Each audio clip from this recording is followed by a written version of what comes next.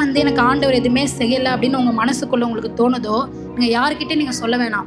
வீட்டில் அமைதியாக உங்கள் ரூமில் உட்காந்து கண்ணை மூடி உங்கள் பின்னாடி திரும்பி பாருங்கள். உங்கள் வாழ்க்கையில் நடந்த சில காரியங்களை உட்காந்து நீங்கள் பின்னாடி திரும்பி பார்க்கும்போது, ஆண்டவர் என் வாழ்க்கையில் இவ்வளோ செஞ்சாரான்னு சொல்ல ஆட்டோமேட்டிக்காக உங்கள் கண்ணில் என்ன வரும்? தண்ணி வரும். ஆனால் நீங்கள் என்ன மாதிரி வார்த்தைகள் பேசுகிறீங்கன்ற யோசிச்சு பாருங்கள். சில பேர் வந்து தற்கொலை பண்ணிக்கலான்ற அளவுக்கு கூட யோசனையில் இருப்பாங்க. ஆனால் நீங்கள் நம்ம பேசுகிற அந்த வார்த்தையினால் அவங்களுக்கு என்ன ஆகும்னா, ஒரு ஜீவனை உண்டு பண்ணும். அவங்க வாழ்க்கையை நீங்கள் வந்து காக்கக்கூடிய ஒரு பிள்ளைங்களா நீங்கள் மாறுவீங்க. ஒரு நாள் வந்து எனக்குள்ள ஒரு தாழ்மை மனப்பானை வந்துட்டு எங்கள் அம்மா கிட்ட போய் பயங்கரமாக அழுவுறேன். அம்மா நான் வேஸ்ட்டுமா, இந்த உலகத்தில் நான் வேஸ்ட்டு, எல்லாருமே வந்து நல்லா இருக்காங்க, ஆனால் நான் மட்டும் எதுக்குமே பிரயோஜனம் இல்லை, நான் உங்களுக்கும் பிரயோஜனம் இல்லை, நான் ஏசப்பாக்க பிரயோஜனம், நான் யாருக்குமே பிரயோஜனம் இல்லை, நான் பிறந்ததே வேஸ்ட்டு சொல்லிட்டு பயங்கரமாக அழுவுறேன்.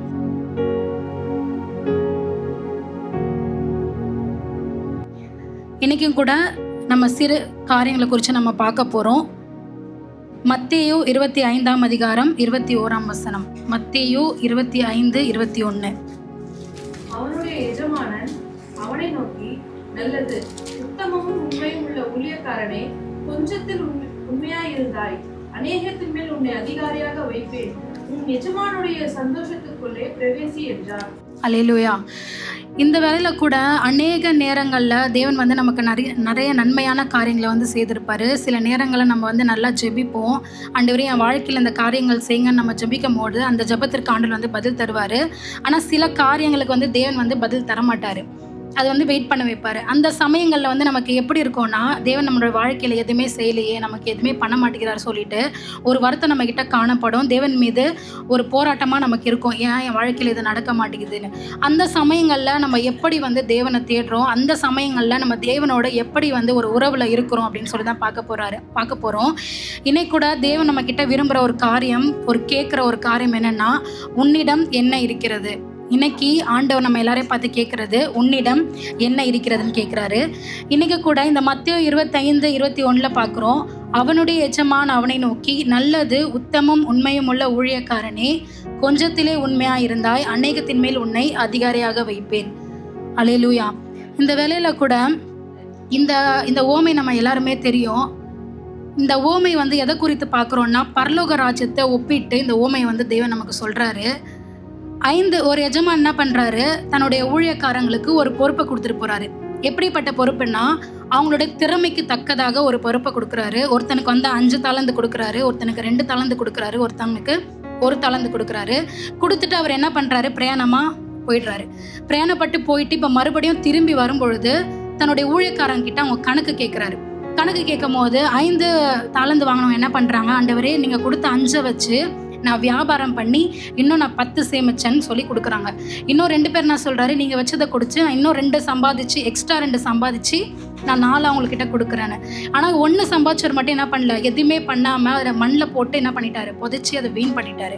அப்போது இந்த இடத்துல ஆண்டவர் என்ன சொல்கிறாருன்னா, அந்த 1 பண்ணாங்க இல்லையா, அவனுக்கு என்ன சொல்லிட்டார் ஆண்டவர், உனக்கு வந்து பாழ் கடிப்பும் இருளுமான இடத்துக்கு என்ன பண்ணுவேன், தள்ளப்படுவேன். ஆனால் அந்த 5 தாளந்தும் 2 தாளந்தும் வாங்கின மனுஷனை பார்த்து இந்த இடத்துல சொல்கிறாரு, உண்மையும் உத்தமமான ஊழியக்காரனே.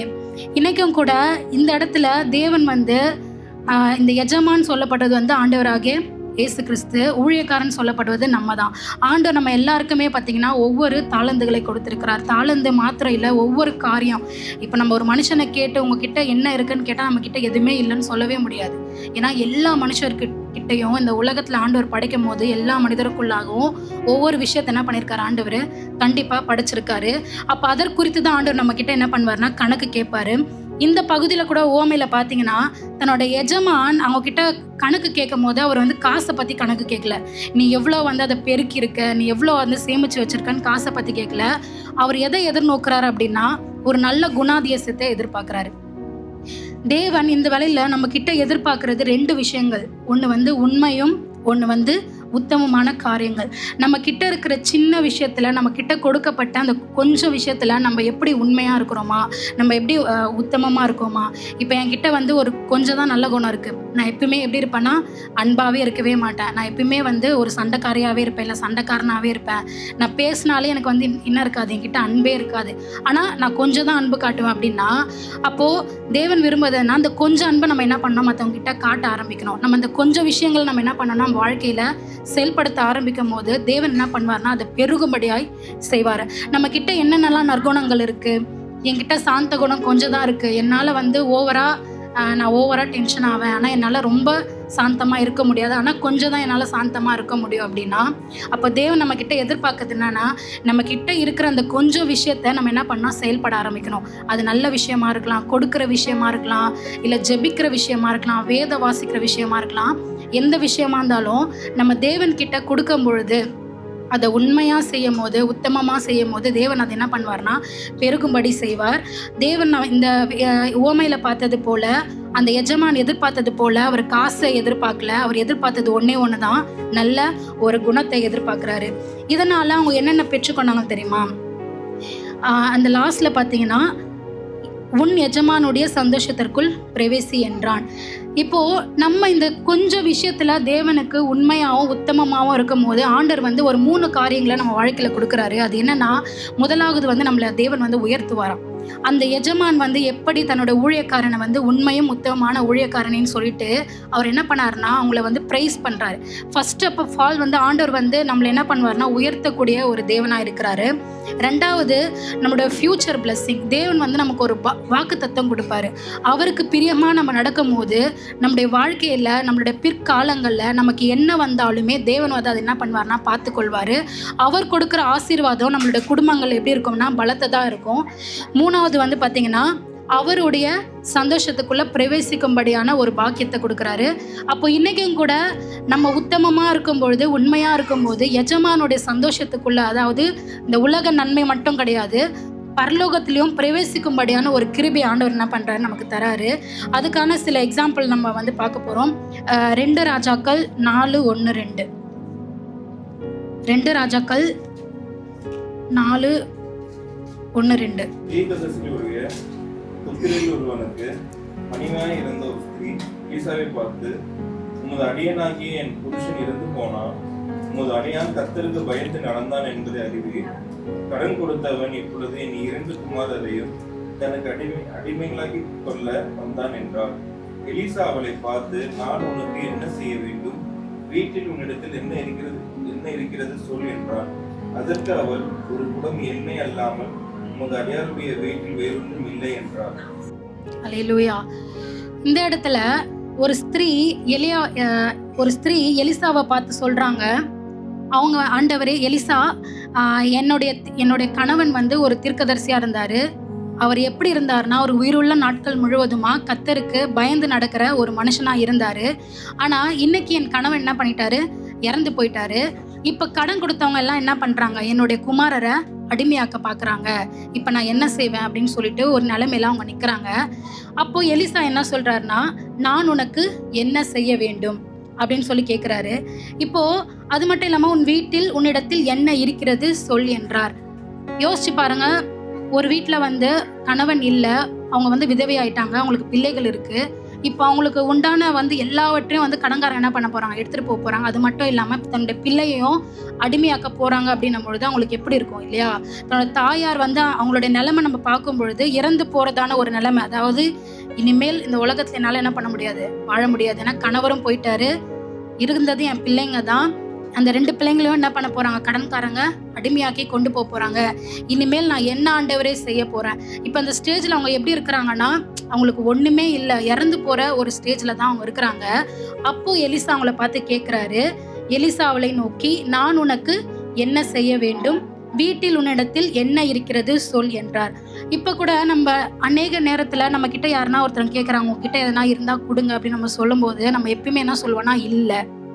யாருன்னா நம்ம கிட்ட எதனா கேட்டா இல்லைன்னு தான் சொல்லுவோம், சரிங்களா? அப்போ எப்பவுமே தேவன் வந்து நம்ம கிட்ட வந்து இல்லை அப்படின்றத விரும்புகிற தேவன் இல்லை. நம்ம எப்பவுமே வந்து நம்ம இல்லை அப்படின்ற வார்த்தையை நம்ம ஒரு நாளும் சொல்லக்கூடாது. ஏன்னா நம்ம சின்ன குழந்தைங்களை கூட நம்ம வளரும் போதே சொல்லி தருவோம், இல்லைன்னு மட்டும் சொல்லக்கூடாது, எப்பவுமே இருக்குன்னு சொல்லி பழகு. ஒரு வீட்டில் கூட நான் பொம்பளை பிள்ளைங்களுக்கு சொல்லி வளர்ப்பாங்க, இல்லைன்னு சொல்லாத, வீட்டில் வந்து இருக்குன்னு சொல்லி பழகு, அப்போ தான் வந்து வீட்டில் நிறைய கிடைக்கும். இல்லைன்னு சொன்னால் வீட்டில் இல்லாமலே போய்கிடும் அப்படின்னு சொல்லி வளர்ப்பாங்க இல்லையா. அப்போ இல்லைன்ற வார்த்தை வந்து ஒரு நெகட்டிவான ஒரு வார்த்தை. அப்போ இன்னைக்கு கூட எலிசா வந்து அவங்க கிட்ட என்ன கேட்டாருன்னா, உன்னிடத்தில் என்ன இருக்குதுன்னு கேட்டாரு. அப்போ அவங்க சொல்றாங்க, என்கிட்ட வந்து ஒரு குடம் எண்ணெய் அல்லாமல் உமது அடியாளுடைய வீட்டில் வேறொன்றும் இல்லை என்றால். அவங்க கிட்ட இருக்கிறது ஒரே ஒரு குடம் எண்ணெய் தான், வேற இல்லைன்னு சொல்றாங்க. அப்போ 3-6 வரைக்கும் படிங்களேன். 3-6. நீ போய் உன்னுடைய அயல் வீட்டுக்காரர் எல்லா இடத்திலும் அநேகம் வெறும் பாத்திரங்களை கேட்டு வாங்கி உள்ளே போய் உன் பிள்ளைகளுடன் உள்ளே நின்று கதவை பூட்டி அந்த பாத்திரங்கள் எல்லாவற்றிலும் பார்த்து நிறைந்ததை ஒரு பக்கத்தில் வை என்றான். அவள் அவனிடத்திலிருந்து போய் தன் பிள்ளைகளுடன் கதவை பூட்டிக் கொண்டு இவர்கள் பாத்திரங்களை அவரிடத்தில் கொடுக்க அவள் அவைகளில் வார்த்தாள். அந்த பாத்திரங்கள் நிறைந்த பின் அவர் தன் மகன் ஒருவனை நோக்கி இன்னும் ஒரு பாத்திரம் கொண்டு வா என்றார். அதற்கு அவன் வேறே பாத்திரம் இல்லை என்றான். அப்பொழுது எண்ணெய் நின்று போயிற்று. அல்லேலூயா. இப்போ எலிசா என்ன பண்றாரு, நீ போய் என்ன பண்ணு, உன்னுடைய கதவை பூட்டி கொண்டு உன்கிட்ட இருக்கிற அந்த ஒரு குடம் எண்ணெய் என்ன பண்ணு, மற்ற பாத்திரங்களெல்லாம் ஊற்று, போயிட்டு பக்கத்து வீட்டில் என்ன பண்ணு, போய் ஃபஸ்ட்டு பாத்திரம்லாம் வாங்கிட்டு வந்து நீ பண்ணுன்னு சொல்கிறாரு. அதே போல் இவங்களும் என்ன பண்ணுறாங்க, கதவை பூட்டிட்டு பக்கத்து வீட்டில் தன் பிள்ளைங்க கிட்ட போய் சொல்லி நீ போய் பாத்திரம்லாம் வாங்கிட்டு வா, நம்ம என்ன பண்ணலாம், அதில் எண்ணெய் ஊற்றலான்னு சொல்லி ஊற்றுறாங்க. ஊற்ற என்ன வந்துகிட்டே இருக்குது, எண்ணெய் ஃபில் ஆகிட்டே இருக்குது. இப்போ ஃபில் ஆனதெல்லாம் என்ன பண்ணிட்டாங்க, ஒரு பக்கமாக வச்சுட்டாங்க. இப்போ அவங்க கேட்குறாங்க, வேறு எதனா பாத்திரம் இருந்தால், பாத்திரம்லாம் காலி ஆகிடுச்சு. இப்போ தன்னோட பையனை கூப்பிட்டு சொல்கிறாங்க, வேறு எதனா பாத்திரம் இருந்தால் கொடு அப்படின்னு சொல்லும் போது பையன் என்ன சொல்கிறாரு, இல்லை பாத்திரம் இல்லைன்னு சொன்ன மாத்திரத்தில் என்னாச்சுன்னா என்ன நின்று போயிடுச்சு.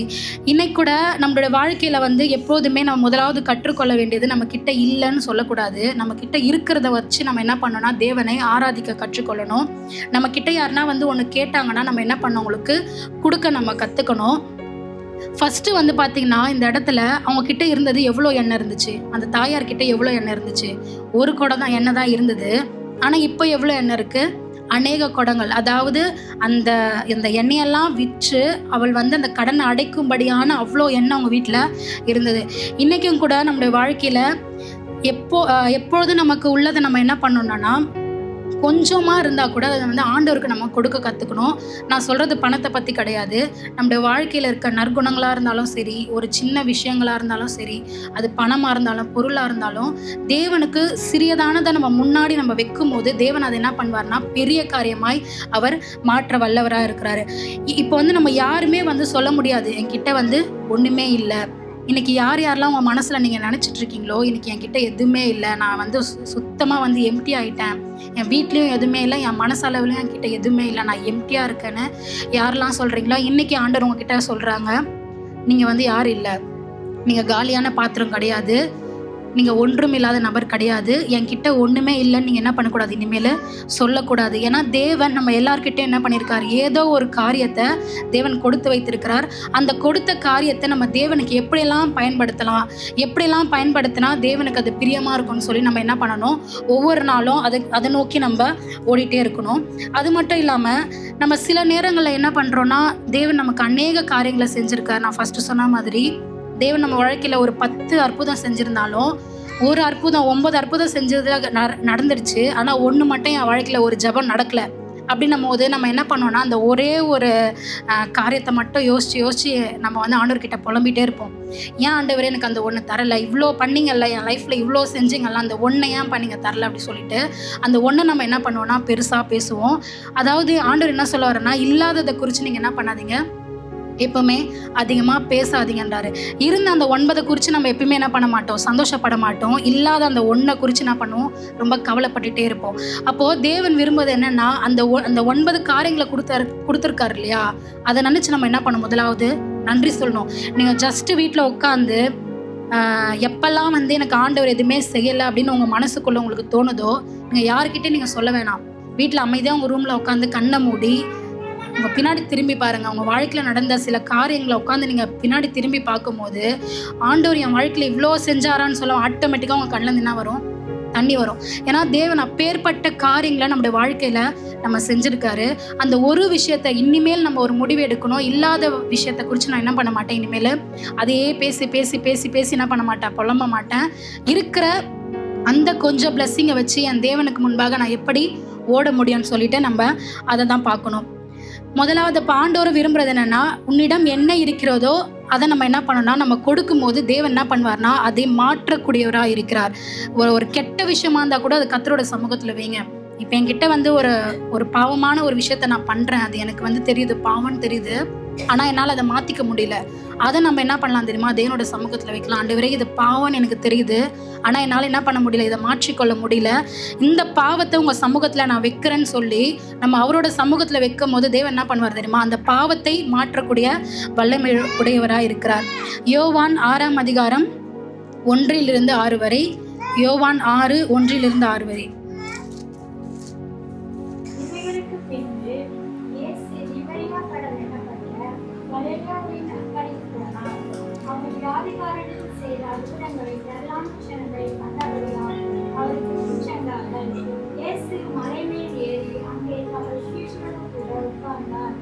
அப்பொழுது இதனுடைய பண்டிகையாகிய பஸ்கா சமயமாயிருந்தது. இயேசு தம்முடைய கண்களை ஏறெடுத்து திரளான ஜனங்கள் நம்மிடத்தில் வருகிறதைக் கண்டு பிலிப்புவை நோக்கி, இவர்கள் சாப்பிடத்தக்க அப்பங்களை எங்கு கொள்ளலாம் என்று கேட்டார். நாம் செய்ய போகிறதை அறிந்திருந்தும் அவனை சோதிக்கும்படி கேட்டார். அல்லேலூயா. இந்த இடத்துல இயேசுவை நோக்கி திரளான ஜனங்கள் வராங்க. ஏன் திரளான ஜனங்கள் வராங்கன்னா, ஏன்னா இயேசு கிட்ட வந்து என்ன கிடைக்கும், சுகம் கிடைக்கும், அற்புதம் கிடைக்கும். இந்த ஒரே ஒரு அற்புதத்துக்காகவே என்ன பண்ணாங்கன்னா, இயேசு பின்னாடி நிறைய ஜனங்கள் வர ஆரம்பிச்சாங்க. அங்கே போனால் பேய் வந்து சுகம் கிடைக்கும், பேய் பிடிச்சவங்களுக்கு என்ன கிடைக்கும், சுகம் கிடைக்கும், வியாதி உள்ளவர்களுக்கு சுகம் கிடைக்கும். ஏன் சில பேர் வந்து சாப்பாடு, இயேசு கிட்ட போனால் நல்ல சாப்பாடு கிடைக்கும், ஏன்னா அவருக்கு கிடைக்கிற நல்ல நல்ல ஃபுட்டெல்லாம் நமக்கு கிடைக்கும்னு சொல்லி இதற்காக நிறைய ஜனங்கள் எப்போ பாரு இயேசு பின்னாடி என்ன பண்ணுவாங்க, ஒரு கூட்டமாக இருந்துகிட்டே இருப்பாங்க. அப்படி தான் இந்த இடத்துலையும் ஒரு கூட்டம் வந்து நிறைய பேர் இயேசு கிட்ட வந்துட்டே இருக்காங்க. இப்போது இயேசு வந்து பார்க்குறாரு. இயேசு தம்முடைய கண்களை ஏறெடுத்து திரளான ஜனங்கள் தம்மிடத்தில் வருகிறதை கண்டு பிலிப்புவை நோக்கி, இவர்கள் சாப்பிடத்தக்கதாக அப்பங்களை எங்கே கொள்ளலாம் என்றார். இப்போ இந்த இடத்துல சொல்லுங்க, இயேசுக்கு தெரியாதா அப்போ எங்கேருந்து வரும்னு? இயேசுவால இல்லை கொடுக்க முடியாதா? ஏன்னா முன்னாடி இருக்க காரியங்கள்ல தான் ஆண்டவர் வந்து நிறைய அற்புதங்களெல்லாம் செய்கிறாரு. ஏன்னா ஜனங்க எதுக்காக வந்திருக்காங்க, அற்புதக்காக தான் வந்திருக்காங்க. அப்போ இந்த இடத்துல இயேசு வந்து பிலிப்பை பார்த்து கேட்குறாரு, இவங்களுக்கு சாப்பாடு எங்கேருந்து கொடுக்கலாம் சொல்லுங்கன்னு. இது வந்து ஒரு வேடிக்கையாக இருக்குது பார்க்கவே, இல்லையா? ஏன்னா இயேசுவே வந்து பிலிப்பு கிட்ட போய் கேட்குற மாதிரி இருக்குது. இப்போ ஏன் அதை இயேசு கேட்கணும்? ஏன்னா இயேசுவால் முடியாத விஷயம் இருக்கான்னு கேட்டால் கிடையாது. அவரால் நினச்சா என்ன பண்ண முடியும், வானத்திலிருந்து அநேக அப்பங்களை கொண்டு வர முடியும். ஆனால் இந்த இடத்துல இயேசு இவர்கள் சாப்பிடத்தக்கதாக அப்பங்களை எங்கே கொள்ளலாம் என்று கேட்டார். இதை ஏன் கேட்குறாரு அப்படின்னா, பிலிப்பை வந்து ஆண்டவர் என்ன பண்ணுறாருன்னா சோதிக்கிறாரு. அதே போல தான் பிலிப்பு வந்து தனக்கு கொடுப்பானா கொடுக்க மாட்டானா, அவன் என்ன செய்ய போறான் அப்படின்னு சொல்லி தேவன் என்ன பண்ணுறாருன்னா சோதிக்கிறாரு. இன்னைக்கு நம்மளோட வாழ்க்கையில் கூட தேவனுக்கு வந்து நமக்கு எல்லாம் நல்லாவே தெரியும், நமக்கு வந்து என்ன கொடுக்கணும், நம்மளோட தேவை என்னது, என் மகளுக்கு வந்து என் மகனுக்கு வந்து நான் என்ன கொடுக்கணும், என்ன கொடுத்தா அவங்க வந்து சாட்டிஸ்ஃபை ஆழ்வாங்க, இல்லை இன்னைக்கு கூட இந்த சபையில் நம்மளாம் எந்த நோக்கத்தோடு உட்காந்துட்டு இருக்கோம், இல்லை மனசில் என்ன தேவையோடு நம்ம உட்காந்துட்டு இருக்கோம், என்ன கொடுத்தா இவங்களுக்கு நல்லா இருக்கும்னு சொல்லி எல்லா விஷயமும் தேவனுக்கு நல்லாவே தெரியும். ஆனாலும் தெரிஞ்சிருந்தோம் தேவன் என்ன பண்ணுவார், நம்ம கிட்ட கேட்குறாரு. சரிங்களா?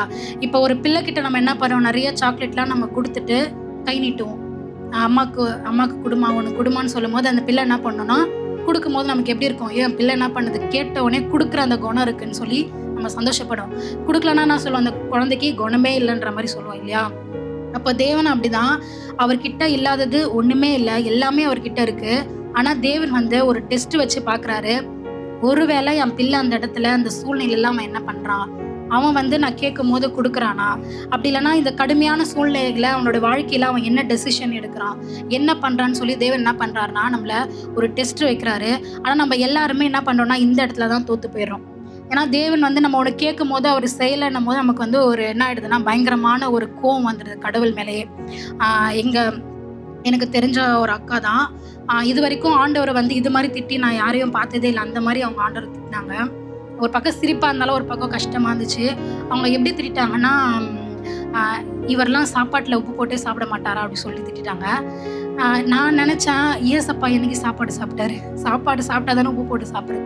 அப்போ இது மாதிரிலாம் அவங்க என்ன பண்ணுறாங்க, இயேசுவை ஆண்டவரை, ஏன்னா அவங்களுக்கு இருக்கிற விரக்தியில் என்ன திட்டணும்னு தெரியாமல், அவர் உண்மையாக சாப்பாட்டில் உப்பு போட்டு சாப்பிட்றாளா இருந்தால் என்ன பண்ணணும், என்னோட ஜெபத்துக்கு ஆன்சர் பண்ணணும் சொல்லி திட்டினாங்க. ஸோ இது மாதிரிலாம் என்ன பண்ணுறாங்கன்னா, ஒரு ஜெபத்துக்கு பதில் கிடைக்கலன்னு உடனே கடவுளை நம்ம என்ன பண்ணுறோம், திட்ட ஆரம்பிக்கிறோம். ஆனால் தேவன் எதுக்கு நம்ம வாழ்க்கையில் அந்த டெஸ்ட்டு கொடுக்குறாரு, எதுக்கு அந்த டெஸ்ட்டுக்கு அப்புறம் நமக்கு என்னவா நம்மளை உயர்த்த போகிறாருன்ற காரியங்களெல்லாம் நம்ம என்ன பண்ணுறோம், மறந்து போயிடுறோம். 7-11. பிலிப்புவும் அவருக்கு பிரதித்திரமாக, இவர்களில் ஒவ்வொருவரும் கொஞ்சம் கொஞ்சம் எடுத்துக்கொண்டாலும் 200 பணம் அப்பங்களும் இவர்களுக்கு போதாதே என்றார். அப்பொழுது அவருடைய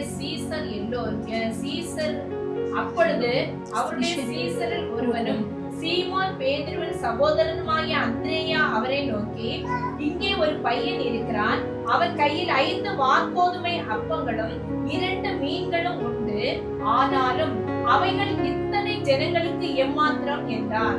இயேசு ஜனங்களை உட்கார வையுங்கள் என்றார். அந்த இடம் மிகுந்த புல்லுள்ளதாய் இருந்தது. பந்தியில் இருந்த புருஷர்கள் ஏறக்குறைய 5000 பேராய் இருந்தார்கள்.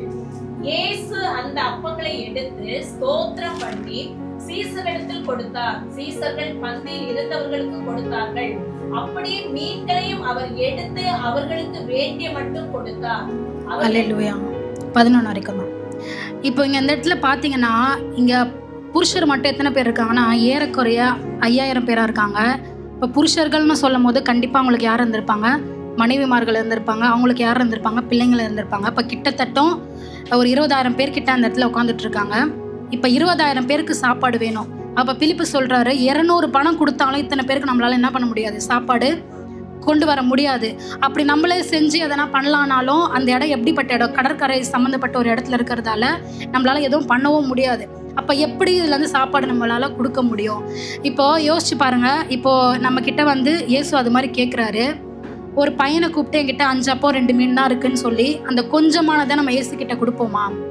நம்ம என்ன நினைப்போம், இது நமக்கே பத்தாது, இது இயேசு கிட்ட கொடுத்தா அவர் என்ன நினைப்பாரு, இதை போய் இத்தனை 20,000 பேர் கிட்ட அங்கே இருக்கிறாங்க, இது எப்படி அந்த 5 அப்பமும் 2 பேரும் 20,000 பேருக்கு எப்படி பத்தும், அப்படி கொடுத்தா என்ன நினைப்பாருன்னு சொல்லி நம்ம அநேக விதங்கள்ல நம்ம யோசிப்போம். ஓகேவா? ஆனால் அந்த இடத்துல பிலிப்பு என்ன பண்ணுறாருன்னா, அந்த 5 அப்போ 2 மீன் தான் இருக்குன்னு சொல்லிட்டு இருந்ததை தேவனிடத்துல அவர் கொடுக்க ஆரம்பிச்சார். சரிங்களா? இப்போ நம்ம பிள்ளைங்கள்லாம் ஒரு விஷயத்த கேட்டால் என்ன பண்ணாதுங்க, அப்படியே பின்னாடி கையில் அப்படியே மறைச்சிப்பாங்க. குடும்பம்னு கேட்டால் மறைச்சிப்பாங்க. ஆனால் அந்த சிறுப்பையன் என்ன பண்ணான் தெரியுமா, கேட்ட உடனே கொடுத்தான். அந்த இடத்துல பார்க்கும்போது அந்த ஒரு குணம் அந்த குட்டி பையனுக்குள்ளே கூட என்ன இருந்துச்சுன்னா, ஒரு நல்ல குணம் இருந்துச்சு. அப்போ அது மட்டும் இல்லாமல் அந்த பிலிப்பு வந்து யோசிக்கவே இல்லை. இப்போ 20,000 பேருக்கு தேவையான ஃபுட்டு வந்து நம்ம ஜஸ்ட்டு 5 அப்போ 2 மீன் தான் கொடுக்குறோம், இயேசு என்ன நினைப்பாரு, நம்மளை பார்த்து கிண்டல் பண்ணுவாரா, எதுவுமே அவர் யோசிக்கல.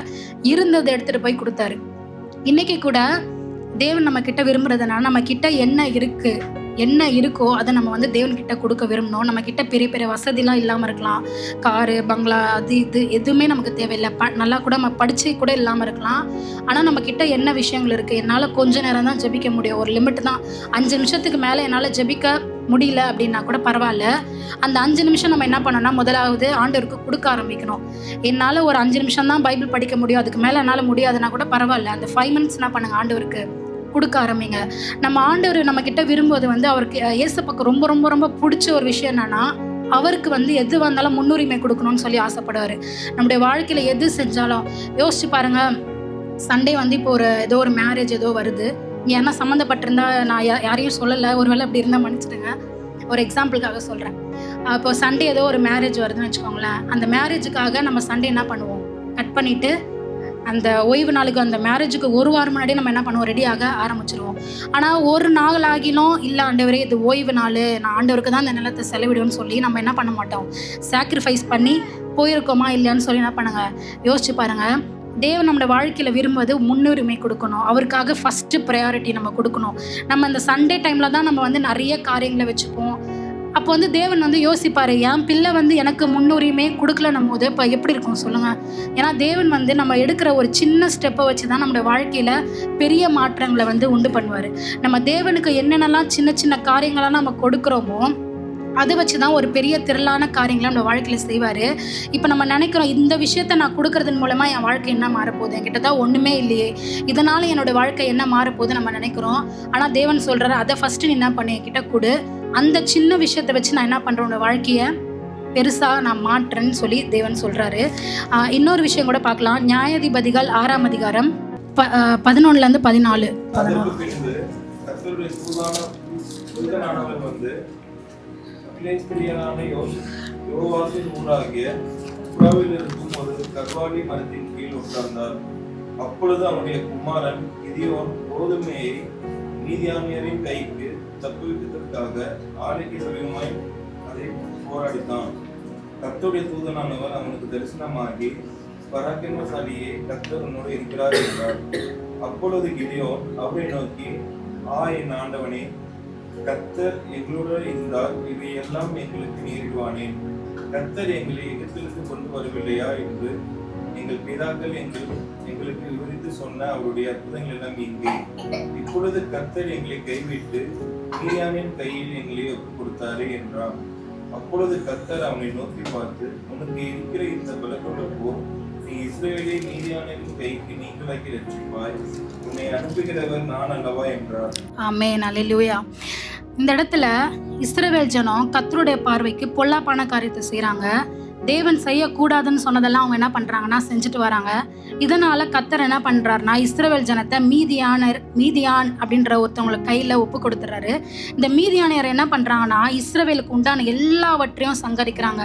அவங்களுக்கு உண்டான ஆகாரத்தை எடுக்கிறாங்க, ஆடு மாடுகளை எடுக்கிறாங்க, அவங்களுக்குள்ள விளைச்சல்களை எல்லாத்தையும் என்ன பண்ணுறாங்கன்னா அறுத்து போடுறாங்க. அப்படி இருக்கும்பொழுது எல்லாமே அவங்கள விட்டு போயிட்டே இருக்கு. இந்த சமயத்தில் தான் என்ன பண்ணுறாருனா கிதியோன் என்ன பண்ணுறாரு, ஒரு கொஞ்சமான ஒரு விளைச்சலை எடுத்து அதை நம்ம என்ன பண்ணலாம், மீதியானோட கையில தப்பு வைக்கலாம்னு சொல்லிட்டு அது அந்த ஆலையோட பக்கத்துல போர் அடிச்சிட்டு இருக்காரு. அதை நம்ம காப்பாற்றணும், அந்த கொஞ்சையாச்சு தப்பு வைக்கணும்னு சொல்லிட்டு அவரை போர் அடிச்சிட்டு இருக்காரு. அந்த சமயம் தான் யார் வருதுன்னா கர்த்தருடைய தூதன் வராங்க. அவங்க சொல்றாங்க, பராக்கிரமசாலின்னு சொல்லிட்டு அவர் என்ன சொல்றாரு, உனக்கு இருக்கிற அந்த பலத்தோட போன்ற வசனம் இருக்கு.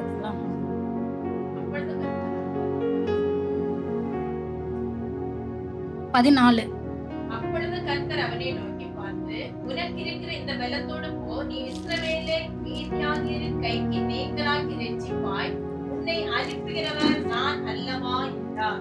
ஆமென். அப்போ தேவ தூதர், கர்த்தருடைய தூதர் அங்க கிதியோன் கிட்ட பேசும்போது இப்ப கிதியோன் கேக்குறாரு, ஏன் தேவனே எங்களுக்கு மட்டும் இந்த மாதிரிலாம் நடக்குது, ஏன் எங்களுக்கு மட்டும் இந்த மாதிரி போராட்டம் நடக்குது? ஏன்னா ஆண்டவர் எங்கள் பிதாக்கள் எங்களுக்கு நிறைய காரியங்களை சொல்லியிருக்காங்க. இஸ்ரவேல் ஜனத்தை நீ எப்படிலாம் நடத்தினீர், எகிப்திலிருந்து எங்கள் ஜனங்களை நீங்கள் தானே கொண்டு வந்தீங்க, இவ்வளோ விஷயங்கள் நீங்கள் பண்ணும்போது இப்போ மட்டும் எதுக்கு எங்களை மீதியானோட கையில் ஒப்பு கொடுத்தீங்கன்னு சொல்லிட்டு அவர் கிதியோன் கர்த்தருடைய தூதன் கிட்ட கேட்குறாரு. அப்போ கர்த்தருடைய தூதன் சொல்றாரு, நீ என்ன பண்ணு, உனக்கு இருக்கிற இந்த பலத்தோட போ, நீ இஸ்ரவேலை மீதியானின் கைக்கு நீங்களாக்கி ரட்சிப்பார், உன்னை அனுப்புகிறவர் நான் அல்லவா என்றார். அப்போ தேவன் சொல்றாரு, நீ பயப்படாத, நான் இன்னைக்கு நான் என்ன பண்ணுவேன், உன்னை நான் அனுப்புவேன், நீ இருக்கிற இந்த பலத்தோட போ அப்படின்னு சொல்றாரு.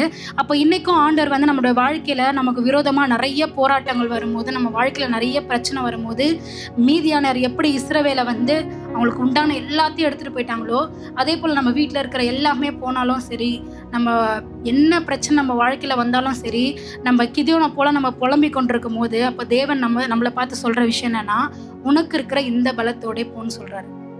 நம்மக்கிட்ட இன்னைக்கு கொஞ்சம் தான் பலன் இருக்குது, என் உடம்புல பலன் இருக்கிற வரைக்கும் நான் போராடிட்டேன், இதுக்கு மேலே போராட என் உடம்புல என்ன இல்லை, தெம்பே இல்லை ஆண்டவரே, இதுக்கு மேலே என்னால் முடியாத ஆண்டவரேன்னு சொல்லி நம்ம உட்காரும்போது அப்பா ஆண்டவர் சொல்கிறாரு, இந்த பலத்தை வச்சு நீ ஓடு, இந்த பலத்தை வச்சு நீ என்ன பண்ண, போராடு, இந்த பலத்தை வச்சு நீ ஆண்டவரை தேடினா நான் உனக்கு என்ன பண்ணுவேன், எல்லாரோட கைக்கு ஒன்று என்ன பண்ணுவேன், நீங்களாக்கி ரட்சிப்பேன் ஆண்டவர் சொல்றாரு.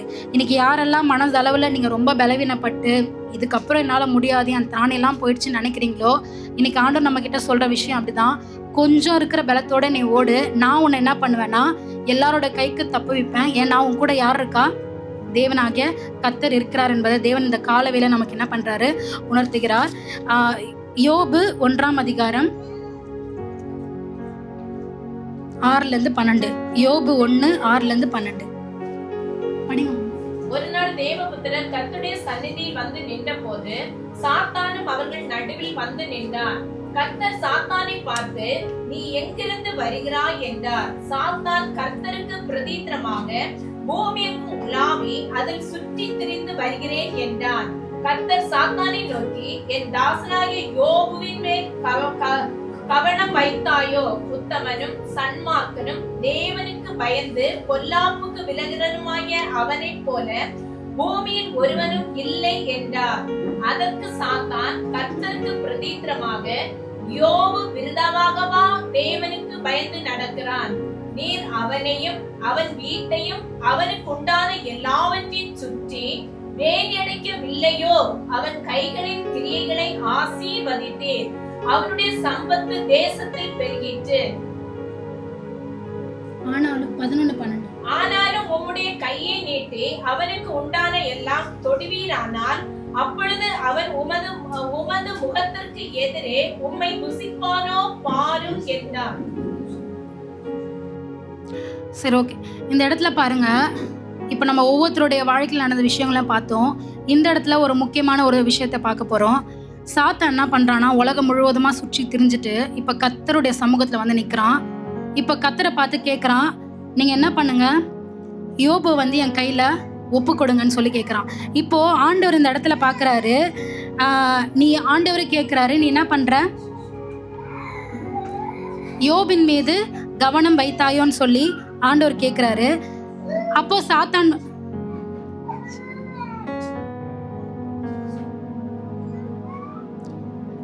யோபு வந்து வேத வசனத்துல யோபு பத்தி எப்படி சொல்லுதுன்னா, உத்தமனும் சன்மார்க்கனும் தேவனுக்கு பயந்தனும் பொல்லாப்பை விட்டு விலகணும். இத்தனை குவாலிட்டிஸ் இருக்கிற யோபுக்கு யார் வந்தது? சாத்தான். அதுவும் எங்க போய் நின்று கேட்குறான்? ஸ்ட்ரெயிட்டா கடவுள்கிட்டயே போயிட்டு என்ன பண்றான்? கேட்குறான், இந்த மாதிரி நான் யோபுவை தொட போறேன். அது மட்டும் இல்லை, ஆண்டவர்கிட்டே வந்து என்ன பண்ணுறான்? சாத்தான் போட்டு கொடுக்குறான். என்னன்னா, நீங்கள் வந்து யோபை பற்றி இவ்வளோ நல்ல விஷயங்கள் சொல்கிறீங்க, அவன் உத்தமன் சொல்கிறீங்க, சன்மார்க்கன் சொல்கிறீங்க, தேவனுக்கு பயந்தவன் சொல்கிறீங்க, பொல்லாப்புக்கு விலகன், இவ்வளோ காரியம் சொல்கிறீங்களா ஆண்டவரே. ஆனால் அவன் கிட்ட வந்து ஏன் இவ்வளோ வந்து அவன் ஒழுங்காக இருக்கிறான் அப்படின்னா, ஏன்னா அவனை சுற்றி நீங்கள் என்ன பண்ணியிருக்கீங்க? நிறைய விஷயங்கள் வந்து அவனுக்கு கொடுத்து வச்சுருக்கீங்க. அவனுக்கு வந்து நல்ல ஆடு மாடுகள் கொடுத்து, ஏன்னா நம்ம பைபிளில் படிக்கும் போது யோபு வந்து எப்படிப்பட்டவராக இருந்தால் செல்வ சீமானனாக இருந்தாராம். அவருக்கு நிறைய ஆடு மாடுகள் இருந்துச்சு, கழுதைகள் இருந்துச்சு, ஒட்டகம், அதாவது எண்ணிறந்து முடியாத காரியங்கள் அவர்கிட்ட இருந்தது. அப்போ அந்த ஊர்லேயே வந்து பெரிய பணக்காரரு. அது மட்டும் இல்லாமல் ஒரு மூப்பர் மாதிரி, அந்த ஊர்லேயே ஒரு பெரிய மூப்பர் மாதிரி இருந்தது. யாருன்னா யோபு. ஒரு பெரிய மனுஷன் சொல்லுவாங்க இல்லையா, அந்த மாதிரி அந்த ஊர்லேயே பெரிய மனுஷன் தான் யாரு? யோபு. ஆனால் அப்பேற்பட்ட மனுஷன் வந்து இப்போ சாத்தான் வந்து சொல்கிறான், அந்த மனுஷன் ஏன் அப்படி இருக்கிறான்? யோபு ஒழுங்காக இருக்கிறான்னா காரணம் என்ன? நீங்கள் அவனுக்கு எல்லாமே கொடுத்து வச்சுருக்கீங்க, நீங்கள் அவங்ககிட்ட இருந்து எல்லாமே எடுங்க, அடுத்த செகண்ட் உங்களை என்ன பண்ணுறான்? அவங்கள தூஷிக்கிறானா இல்லையான்னு பாருங்கன்னு சொல்லி சொல்றாரு. இந்த இடத்துல சாத்தானுக்கு கிட்ட வந்து ஆண்டவர் என்ன பண்றாரு? யோபுவை ஒப்பு கொடுக்குறாரு. இப்போ என்ன ஆச்சுன்னா, எல்லாமே அந்த கதை உங்களுக்கு தெரியும், யோபு கதை எல்லாமே அவனை விட்டு போச்சு. வீடு வாசல் போச்சு. ஒரே நாள் அவனுக்கு உண்டான ஆடு மாடு கழுதை ஒட்டகம் எல்லாமே போச்சு. கடைசியில் யாரும் போனாங்க? பிள்ளைங்களும் போயிட்டாங்க. யோசிச்சு பாருங்க, நம்ம வீட்டில் வந்து ஒரு கெட்ட விஷயம் நடந்துச்சுன்னா, நம்மளை விட்டு யாருன்னா ஒருத்தவங்க பிரிஞ்சு போயிட்டாங்க, இல்லைன்னா நம்மளுக்கு ஏதோ நம்ம வீட்டில் ஒரு லாஸ் ஆயிடுச்சுன்னா நம்ம என்ன பண்ணுவோம்? அந்த ஒரு விஷயத்துக்கே உட்காந்து அதை மறக்கவே முடியாது. நம்ம சிந்தையில் வந்து கிட்டத்தட்ட ஒரு 6 மாதம் நம்ம மைண்டில் அதுவே இருந்துகிட்டே இருக்கும். நான் இழந்துட்டேனே என்னை விட்டு எல்லாமே போயிடுச்சு ஆண்டவரேன்னு சொல்லி அதுவே யோசிச்சுட்டு இருப்போம். ஆனால் யோசிச்சு பாருங்க, யோபுக்கு எல்லாமே போச்சு. வீடு வாசல், ஒரு மனுஷனுக்கு வந்து எது முக்கியமோ அது உண்டான எல்லாமே போச்சு. ஒரே நாளில் போகுது, எல்லாமே போனாலும். ஆனால் யோபு வந்து பார்த்தீங்கன்னா ஒரு காலமும் வந்து தேவனை மறுதளிக்கவே இல்லை. எல்லாவற்றிலும் யோபு வந்து அவர் எல்லாமே இழந்து போயிட்டாரு. இழந்தாலும் ஆனாலும் அவர் சொல்கிற விஷயம் பாருங்க, 21-22 பாருங்களேன். 1:22 நான் என் தாயின் கர்ப்பத்திலிருந்து வந்தேன், நிர்வாணியாய் அவிடத்துக்கு திரும்புவேன். கர்த்தர் கொடுத்தார், கர்த்தர் எடுத்தார், கர்த்தருடைய நாமத்துக்கு ஸ்தோத்திரம் என்றான். இவை எல்லாவற்றிலும் யோபு பாவம் செய்யவில்லை, தேவனை பற்றி குறை சொல்லவும் இல்லை. அல்லேலூயா. இதை நம்ம படிக்கும் போதே நமக்கு எப்படி இருக்கு இல்லையா? நான்லாம் இருந்த இந்த இடத்துல இருந்தேன்னா கடவுளே இல்லைன்னு சொல்லிட்டு என்ன பண்ணிட்டு ஓடி போயிட்டு இருப்போம். ஏன்னா ஒரு மனுஷனுக்கு 1 பிரச்சனை வரலாம், 2 பிரச்சனை வரலாம், ஆனால் வாழ்க்கை எப்படி தான் இருக்கு? பிரச்சனையா இருக்கு. யோசிச்சு பாருங்க, நம்ம கிட்ட இருந்து எது போனா கூட நம்ம அட்ஜஸ்ட் பண்ணிப்போம். ஆனால் நம்ம பிள்ளைக்கு ஒண்ணுன்னா நம்ம இதே என்ன பண்ணோம்? அதிகமாக துடிக்கும். ஆனா யோபு கிட்ட இருந்து என்னாச்சு? பிள்ளைங்களும் போயிடுச்சு. ஆனாலும் அவர் என்ன சொல்றாருன்னா, அப்படியே சாதாரணமா சொல்றாரு, நிர்வாணியா என் தாயின் வயிற்றுல இருந்து நான் வந்தேன், நிர்வாணியா நான் போறேன்னு. இன்னைக்கு நம்ம வாழ்க்கையில நிறைய இழப்பு வரும்போது நம்மளால இந்த வார்த்தையை சொல்ல முடியுமா? கர்த்தர் கொடுத்தார், கர்த்தர் எடுத்தார், கர்த்தர் நாமத்துக்கு ஸ்தோத்திரம்னு நம்ம யோபு மாதிரி நம்மளால சொல்ல முடியுமா? யோசிச்சு பாருங்க, முடியவே முடியாது. கடைசியா பாருங்க, சாத்தான் விடவே இல்லை. அவன் டெஸ்ட் வச்ச இதுல வந்து யோபு ஜெயிச்சுட்டாரு. அப்ப கூட யோபு வந்து அவன் விடவே இல்லை. மறுபடியும் ஆண்டவர் கிட்ட போய் கேட்கிறான், ஆண்டவரே நீங்க பரவாயில்ல, இப்ப இதெல்லாம் எடுத்துட்டீங்க, ஓகே, ஆனா நீங்க என்ன பண்றீங்க? அவனுடைய ஒரு சரீரத்தை வந்து எனக்கு தொட அலோ பண்ணுங்கன்னு கேட்குறான். ஆனால் அந்த இடத்துல ஆண்டவர் சொல்கிறாரு, நீ அவனை சரீரத்தை கூட தொட்டுக்கோ, ஆனால் ஜீவனை மாத்திரம் நீ என்ன பண்ணாத, கை வைக்காதன்றாரு. இப்போ ஒரு மனுஷன் நம்ம யோசிச்சு பாருங்க, எல்லாமே போதும். இப்போ சரீரத்தில் நம்ம கை வச்சா நம்மளால தாங்க முடியுமா? நம்ம உடம்பு முழுக்க வியாதியாக இருக்குது, நம்மளால தாங்க முடியுமா? மற்றதில் கூட நம்ம வந்து அட்ஜஸ்ட் பண்ணிட்டு போயிடுவோம். ஆண்டவர்கிட்ட வந்து அப்படியே அட்ஜஸ்ட் பண்ணி போயிட்டு சபைக்கு வருவோம், கொள்ளுவோம். ஆனால் நம்ம உடல்ல கை வச்சுட்டா நமக்கு எப்படி இருக்கும்? தேவனை நம்ம மறுதளிப்போம். கடவுளே இல்லை, இதுக்கு மேலே என்னால் முடியாது, என்ன செஞ்சுட்டாரு அந்த கடவுள், எனக்கு எல்லாத்தையும் எடுத்துக்கிட்டாரு, கடைசியில் என் உடம்புலே கை வச்சுட்டாருன்னா அப்போ இதுக்கப்புறம் எனக்கு என்னதான் இருக்குது, வாழ்க்கையே இல்லைன்னு சொல்லி நம்ம ஒதுக்கிடுவோம். ஆனால் யோபு ஒரு காலமும் அது மாதிரி செய்யவே இல்லை. இவை எல்லாவற்றிலும் யோபு பாவம் செய்யவும் இல்லை, தேவனை பற்றி குறை சொல்லவும் இல்லை. இதுதான் என் ஹைலைட்டு. தேவனை பற்றி அவர் என்ன பண்ணலாம், ஒரு சின்ன குறை கூட சொல்லலையா. என் கடவுள் என் வாழ்க்கையில் எது அனுமதிச்சாலும் அது எப்படி தான் இருக்கும், எனக்கு கரெக்டாக தான் இருக்கும். அவர் எது கொடுத்தாலும் எனக்கு கரெக்டாக தான் இருக்கும். அவர் எது எடுத்தாலும் என் வாழ்க்கையில் கரெக்டாக தான் இருக்கும். நான் ஒரு காலமாக நான் என்ன பண்ண மாட்டேன், குறை சொல்ல மாட்டேன். என் தேவனை என்ன பண்ண மாட்டேன், பாவமாக செய்யலை. அவர் எந்த ஒரு பாவமாக செய்யலை. இப்போ நம்ம கூட என்ன பண்ணுறோம்னா, சில காரியங்களில் நம்ம ஒரு விஷயம் ஆண்டவர் நமக்கு தரலன உடனே மறுதளிச்சுட்டு என்னென்ன பாவங்களெல்லாம் நம்ம தேவன்கிட்ட செய்ய மாட்டோம்னு சொன்னோமோ அந்த அத்தனை பாவம்னு ரிட்டன் போய் செய்ய ஆரம்பிப்போம். ஆமாம், இதுக்கப்புறம் நான் ஒழுங்காக இருந்து என்ன பிரயோஜனம், இதுக்கப்புறம் நான் பரிசுத்தமாக இருந்து என்ன பிரயோஜனம், அதான் ஆண்டவர் எல்லாமே எடுத்துட்டாரு அப்படி சொல்லிட்டு நம்ம என்ன பண்ணுவோம், அந்த பாவத்தை பின்னோக்கி ஓட ஆரம்பிப்போம். ஆனால் இங்கே யோபு என்ன சொல்றாரு, நான் பாவமே செய்யவே இல்லையா. அவர் இன்னும் எடுக்க அவர் பரிசுத்தமானாரே தவிர ஒரு நாளும் அவர் என்ன பண்ணல, பின்வாங்கி போல. இன்னைக்கு தேவன் நம்ம கிட்ட சொல்ற விஷயம், என்ன நம்ம ஆண்டவர் நம்ம சோதிச்சாலும், நம்ம வாழ்க்கையில் என்ன கஷ்டம் கொடுத்தாலும் நம்ம பின்வாங்கி போகிற ஆத்மாக்களால் ஒரு காலமாக நம்ம என்ன பண்ணக்கூடாது, இருக்கக்கூடாது. எப்பொழுதுமே நம்ம தேவனுக்கு நன்றி செலுத்துகிற பிள்ளைகளாக நம்ம இருக்கணும். யோபு 13:15. யோபு 13:15. அவர் என்னை கொன்று போட்டாலும் அவர் மேல் நம்பிக்கையாய் இருப்பேன், ஆனாலும் என் வழிகளை அவருக்கு முன்பாக ரூபகரம் பண்ணுவேன். இப்போ எந்த இடத்துல வந்துட்டாருன்னா, யோபு லாஸ்ட் எண்டு வரைக்கும் வந்துட்டாரு. அவர் என்னை கொன்னே போட்டாலும், என் உயிரே போனாலும், இந்த இடத்துல ஆண்டவர் வந்து அவருக்கு வந்து உயிரை கொடுத்தாரு, சரீரத்தை தொடு, ஆனால் என்ன பண்ணாத, உயிர் மேலே மட்டும் கை வைக்காதுன்னாரு. ஆனால் யோபு ஒரு ஸ்டெப் அதிகம் தாண்டிட்டாரு.